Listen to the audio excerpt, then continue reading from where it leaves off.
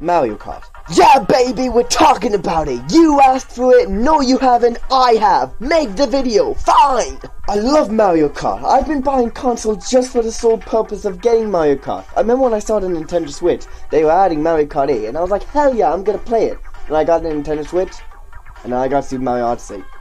I mean, I'll take it, but it's not what I'm looking for. Who doesn't love Mario Kart? It's been everywhere since Nintendo was first made. I mean, come on, it's been everywhere. Like, look at it now, and look at just where it was. And still, you can see that it followed every console. Like, the GameCube have a weird Mario Kart. The Wii have a difficult Mario Kart. Have the Game Boy Advance have a Mario Kart that no one really asked for, but hey, we're still happy we got it. Now, I know what you're asking, but which Mario Kart do I like to play? Nobody really cares. Shut up! We're gonna talk about it.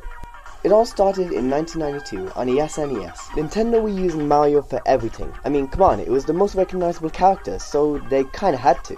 You wanna play golf? Well, you're playing Mario instead! Nintendo were then planning on making a kart game. While they were working on cover art, they were thinking of putting Mario on it. And then they just got the idea, you know what, let's just make it a Mario Kart game.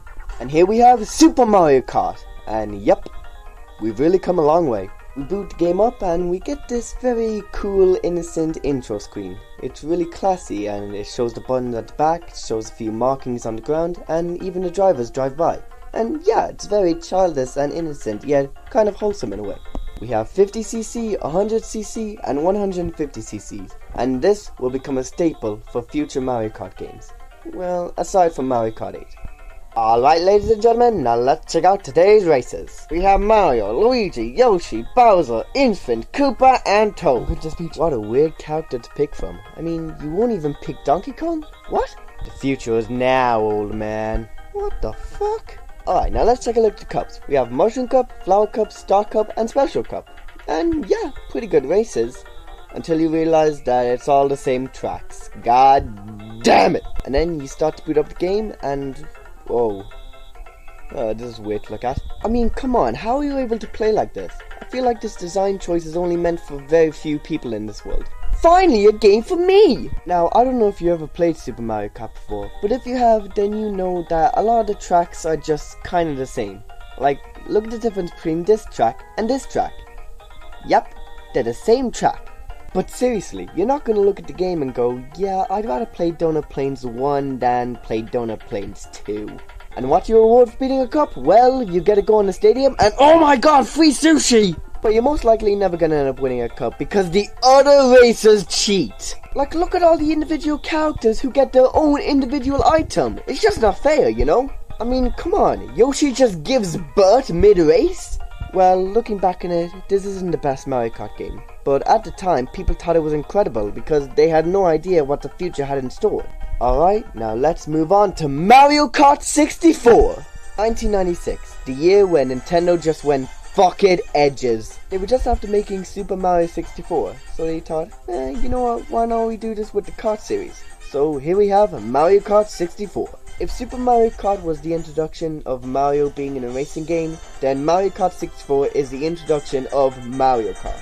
This is the game that introduces a bunch of new stuff. It brings back a lot of the old stuff and gets rid of some of the bad stuff. And look, Donkey Kong! People love to praise this game, and I don't blame them. It's really good, and it's, yeah, incredible. But I'll have to admit, the controls aren't the best. I mean, it's quite annoying that if you drift for too long you spin out. Like, come on, why did they have to bring that back? But that doesn't matter, because we have 4-person multiplayer. It's incredible to just be in first place, and then one of your friends to just fuck you over, and then just listening to them laugh as you scream in pain. God damn it! But even though it's considered a masterpiece, it does still have its flaws. I mean, with glitches, it's good for speedrunning, but you'd hate for that to happen in just a normal playthrough.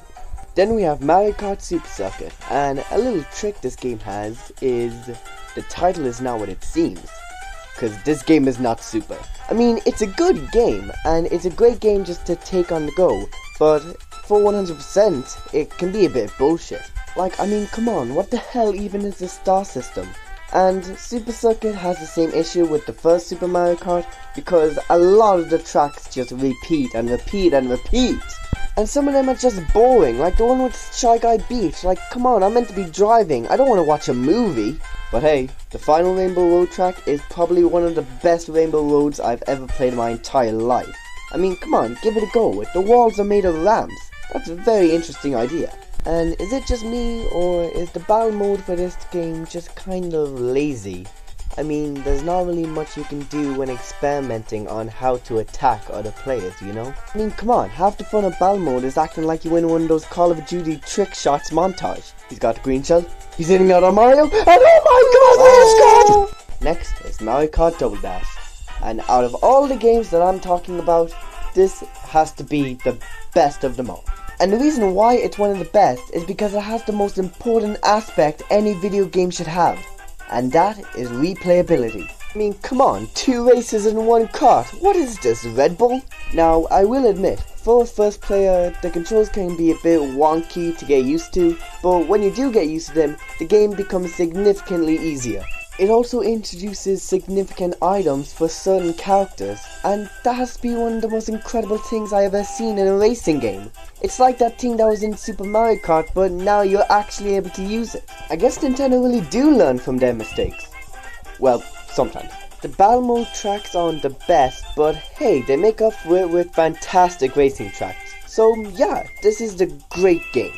Well, I'm gonna have to stop the video here. If I keep going, then this video is gonna take ages to release, so sorry about that. But if you did enjoy the video and you want to know my opinion on the other Mario Kart games, well, consider subscribing so you won't miss an upload, and please turn on that notification. Other than that, like and comment. Well, bye!